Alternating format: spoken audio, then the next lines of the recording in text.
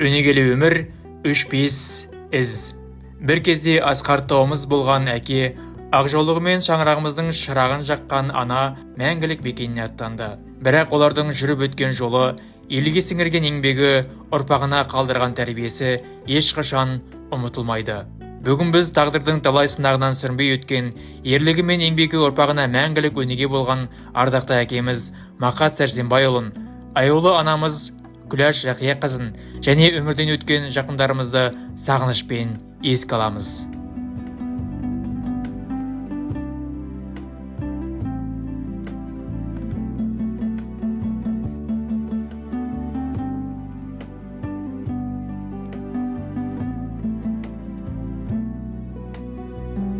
Әкеміз Мақат Сәрсенбайұлы 1919 жылы 30 маусымда Қарқаралы ауданы Аққора бөлімшесіне қарасты Аққайың қыстағында дүниеге келген. Руы Әйтімбет. Әкесінен жастай айырылып, өмір ерте есейтті. 1941 жылы отан соғысы басталғанда Балқашта әскери дайындықтан өтіп, Ақмолада құрылған 106-шы кавалериялық дивизия құрамында майданға аттанды. 1942 жылы Днепропетровск маңында 6-шы армия қоршауында қалып тұтқынға алынды.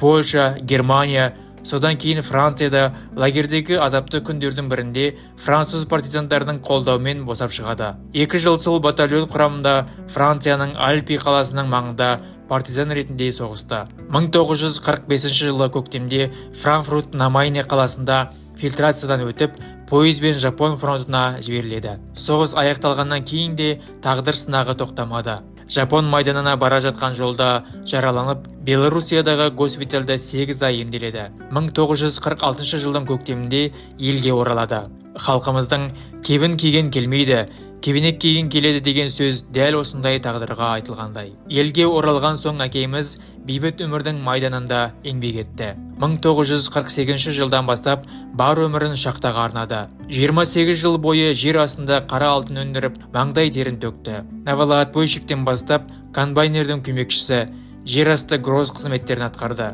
Адал еңбегі ешқашан елеусіз қалған жоқ. Әкеміз құрметті кенші, еңбек сіңірген кенші атанып, 1966 жылы Ленин орденімен марапатталды. Сонымен қатар 2-ші дәрежелі отан соғысы ордені және көптеген медальдердің иегері болды. Кейін 14 жыл Қарағанды энергоугіл мекемесінде жемісті еңбек етті. Қарапайымдылығы мен еңбекқорлығы оның ең үлкен марапаты еді. 2011 жылдың 25 наурызында 92 жасқа қараған шағында өмірден өтті. Биыл әкеміздің дүниеден өткеніне 15 жыл толып отыр.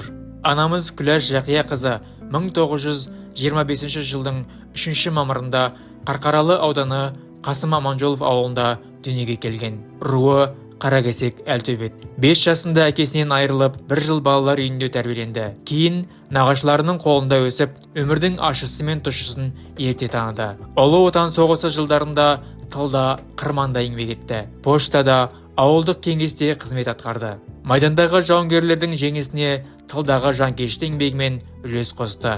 Осы адал еңбегі үшін Ұлы отан соғысындағы ерен еңбегі үшін медальмен марапатталып, тыл еңбеккері атанды. Кейін 20 жыл бойы балабақшада еңбек етіп, талай бүлдіршіндерге тәлім-тәрбие берді. 1948 жылы әкеміз бен анамыз отау құрды. Бір шаңырақ астында 60 жылдан астам өмір сүріп, қуанышты да, қайғыны да бірге көтерді. 5 перзент өсіріп, ұлын ұяға, қызын қияға қондырды. Балаларына адалдықты, еңбекқорлықты, үлкенді сыйлауды, елге қызмет етуді үйретті. Олардың ең үлкен байлығы артында қалған ұрпағы. Бүгін біз өмірден өткен бауырларымызды да ерекше сағынышпен еске аламыз. Әулеттің тұңғышы Құдайберген Мақатұлы 1949 жылы 3 желтоқсанда дүниеге келген. Қарағанды қаласындағы 22 шахтасында еңбек етті. Тағдырдың жазуымен 1999 жылы небәрі 49 жасында дүниеден өтіп кете барды.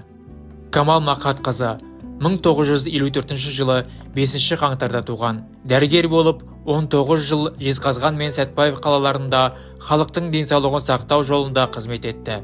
Алайда тағдыр оның ғұмырын тым ерте үзді. 1996 жылы жол апатынан 42 жасында дүниеден озды.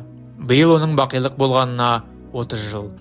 Жара Мұхитжан Жапекұлы руы Найман Жылгелді 1949 жылы 10 мамырда туған. Шахтада еңбек етіп, 1986 жылы 37 жасында өмірден өтті. Биыл оның дүниеден өткеніне 40 жыл толып отыр. Олардан Әмірхан мен Зейнеш атты ұрпақ қалды. Самара Мақат қызының жары Бақтыбай Кәкімұлы 1949 жылы 27 сәуірде туған. Руы Қанжығалы. Томск қаласының электроника институтын тәмамдап, 30 жыл Қарағанды политехникалық институтында қызмет атқарды. 2018 жылы 69 жасында дүние салды. Рымхан Мақатұлының жары Сәбила Жасымбек қызы 1954 жылы 3 мамырда Қаражар ауылында дүниеге келген. Руы Барғана Қоралас. Қоғамдық тамақтандыру саласында ұзақ жыл еңбек етіп, 2023 жылы 69 жасында мезгілсіз дүниеден өтті. Жақын жандардың жарқын бейнесі жүрегімізде мәңгі сақталады. Ерлік ұмытылмайды, еңбек еленеді, тәрбие ұрпақпен жалғасады. Сіздердің жарқын бейнелеріңіз әрдайым жүрегімізде. Сіздер салған сара жолдан таймай, өсиеттеріңізді аманат етіп, ұрпақтарыңыз өсіп келеді. Жандарыңыз пейіштің төрінен орын алсын. Жарқын естеліктеріңіз мәңгі жүрегімізде сақталады.